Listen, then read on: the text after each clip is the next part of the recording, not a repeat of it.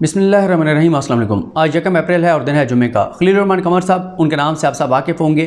मारूफ़ writer हैं, बड़े writer हैं, ज़बरदस्त राइटर हैं, शायर भी हैं।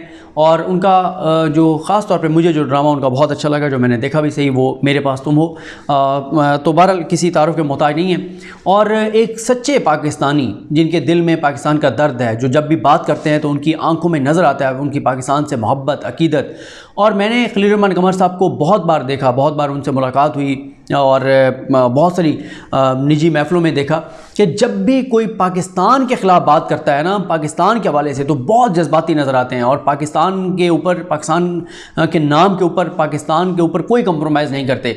तो इस वक्त जो पॉलिटिकल सिचुएशन चल रही है, जिस तरह से बैरूनी मुदाखलत के साथ एक हुकूमत को घर भेजने की तैयारियां हो चुकी हैं और जो पूरा एक प्लान तैयार किया गया है, उस पर उन्होंने एक इंटरव्यू दिया है और बड़ी तल्ख बातें की हैं, बहुत सख्त बातें की हैं। कुछ अल्फाज माजरत के साथ कुछ लोगों को लगेगा, कुछ लोग कह सकते हैं, उनका एक नुक्ता नज़र होगा कि ये अल्फाज इस्तेमाल नहीं होने चाहिए थे, लेकिन ज़ाहिर है जब कोई भी पाकिस्तानी हालात को देखता है तो वो नाकाबिले बर्दाश्त हो जाती हैं उसके लिए कुछ चीज़ें, और फिर इस तरह के अल्फाज इस्तेमाल किए जाते हैं। खलील रहमान कमर साहब कहते हैं कि सच्चा पाकिस्तानी मौजूदा हालात पर फ़िक्रमंद हूँ, दल्लों, हरामियों और तवाइफ़ों की मंडी लगी हुई है। बहुत सख्त बात है, बहुत सख्त अल्फाज हैं, ज़ाहिर है, लेकिन ज़ाहिर उनके एक जज्बात हैं। ये वो बेगैरती है जिसका मकसद पाकिस्तान को तबाह करना है। इमरान खान के साथ जो हो रहा है ये भुट्टो पार्ट 2 है। इमरान खान से बस अमेरिका की एक हुक्म अदूली हो गई है। अब तय होना है कि इस मुसलमान मुल्क में अल्लाह का हुक्म चलेगा या अमेरिका का। इस वक्त अमेरिका की खुशनुदी चाहने वाले सड़क पर खड़े गाड़ी का शीशा बजाकर भीख मांगने वाले भिखारियों से भी घटिया, बुरे और गलीज़ हैं। घटिया पार्लिमानी निज़ाम पर लानत भेजता हूँ। पार्लिमानी निज़ाम सिर्फ अशराफिया के मफादात का तहफ़्फ़ुज़ करता है। इस निज़ाम में गरीब का कोई भला नहीं, ये गलीज़ निज़ाम है। अच्छा, मैं आपको ये बात बताऊं कि इसमें कोई शक नहीं है कि हमारा ये पार्लिमानी निज़ाम ये तबाही और बर्बादी ही ला सकता है। मुल्क के अंदर खुशहाली मुमकिन नहीं है। जिस तरह से आप जब तक विनिंग आर्सेस को टिकट ना दें, आप इलेक्शन नहीं जीत सकते। आप उनके ज़रिए इलेक्शन जीत जाएं, वो ब्लैकमेल करते हैं, आपके सामने है। मैं आपको पिछली वीडियो में बता चुका हूँ कि चलें, जो इलेक्शन लड़ के आते हैं वो तो आपको ब्लैकमेल करें तो फिर भी चलें, आप कहेंगे कुछ समझ आती है। जिनको आपने मुंतखब सीटों पर, रमेश कुमार जैसे लोगों को, जवेरिया ज़फ़र आहिर जैसे लोगों को, वो वजिया जैसे लोगों को, और मेरे ख्याल है वो नुज़त जो हैं वो भी मेरे ख्याल है मखसूस नशिस्त पर थी। यानी जो मखसूस नशिस्तों पर हैं, जिन्होंने इलेक्शन ही लड़ा, जो सिलेक्टेड हैं, जिनको आपने सेलेक्ट करके भेजा, वो भी ज़मीर फरोश निकले हैं।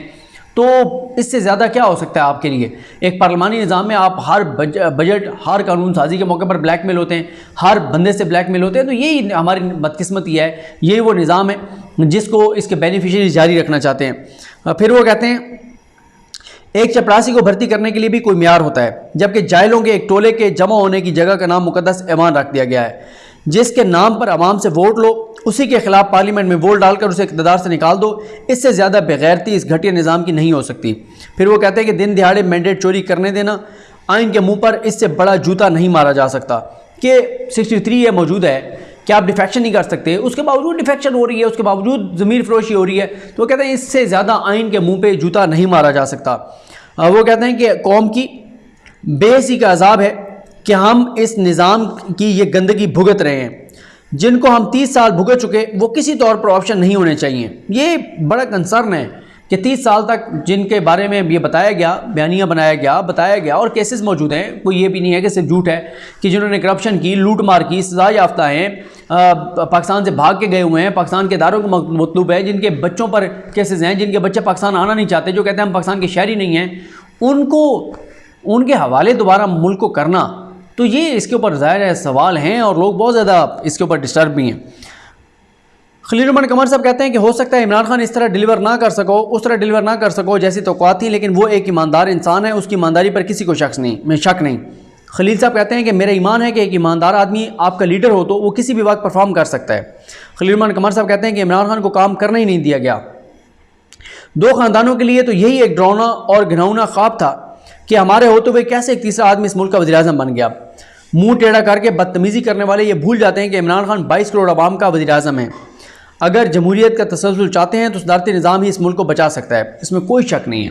पाकिस्तान के मसाइल का हल सदारती निज़ाम है, ताकि ये ना हो कि आपने इस तरह से ज़मीर फरोशों को आप टिकट दें, आपकी मजबूरी हो इनको टिकट देना, इनको इलेक्शन लड़वाना, इनके अलावा आपके पास ऑप्शन हो। क्योंकि आप अच्छा शहरों में फिर भी अब चीज़ें बहुत हद तक बदल रही हैं। बदल चुकी हैं, बदल रही हैं। यहाँ पर लोग देखते हैं कि किसके टिकट पर लड़ रहा है, जमात क्या करेगी। बाकी आप चले जाएँ, हमारे इलाकों में 2-2 3-3 ख़ानदान हैं, उन्हीं को आप टिकट देंगे तो आप इस पोजीशन में होंगे जीतने की। उनको आप टिकट नहीं देंगे तो आप फारिग हैं। फिर वो कहते हैं पार्लिमानी निज़ाम एक घटिया निज़ाम है, हर चौथे दिन बिल पास होने पर एक मंडी लगती है, सदारती निज़ाम ही तमाम मसाइल का हल है।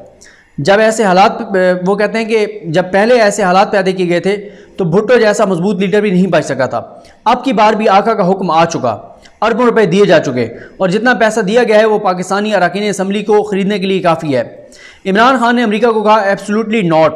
अब अमेरिका ने जवाब में कहा है कि इमरान खान का इक़्तिदार भी एब्सोल्युटली नॉट। साहब बहादुर का हुक्म आ चुका है कि इमरान खान को हर सूरत हटाया जाए। अवाम को शर्म और गैरत करनी चाहिए, वरना यह मुल्क किसी किनारे नहीं लग सकता। ये उस तनाजुर में कह रहे हैं कि अवाम को खड़ा होना चाहिए सारी जो कुछ हो रहा है इसके ख़िलाफ़। वो कहते हैं कि अपनी ज़िंदगी के बदतरीन सियासी हालात देख रहा हूँ, इससे पहले इतनी घटिया, आलूदा और गलीज़ सूरत हाल कभी नहीं देखी। इस वक्त जो सूरत हाल है इस पर मुझे सिर्फ अफसोस नहीं है, मैं दुख से तड़प रहा हूँ। हम आने वाली नस्लों को किस तरह का पाकिस्तान देना चाहते हैं, ये कहते हैं खलील रहमान कमर साहब। वो कहते हैं कि हालात जिस तरफ जा रहे हैं पाकिस्तान में खूनी इनकलाब आएगा, विरासतें रह जाती हैं, वारिस नहीं रहते। ये उन्होंने अपने एक ड्रामे का कहा कि उसमें उन्होंने ये लिखा था कि विरासतें रह जाती हैं, वारिस नहीं रहते। ये गुलछड़े उड़ाने का वक्त नहीं।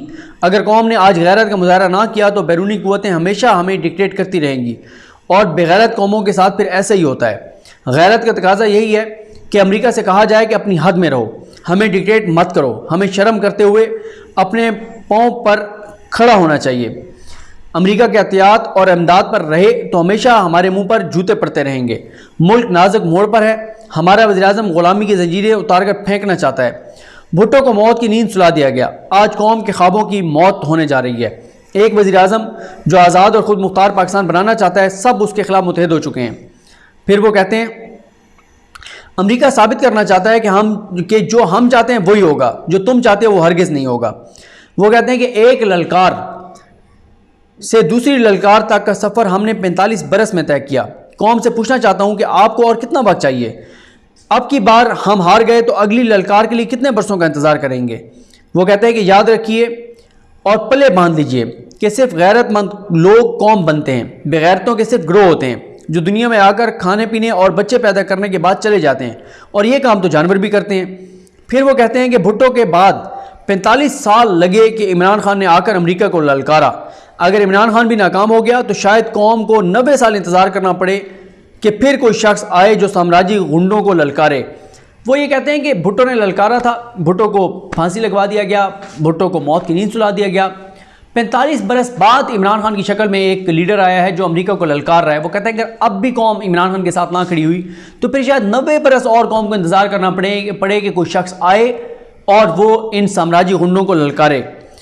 खलील रहमान कमर साहब कहते हैं कि ग़ुलामी की जंजीरें तोड़नी है तो गैरत का सबक पढ़ना होगा।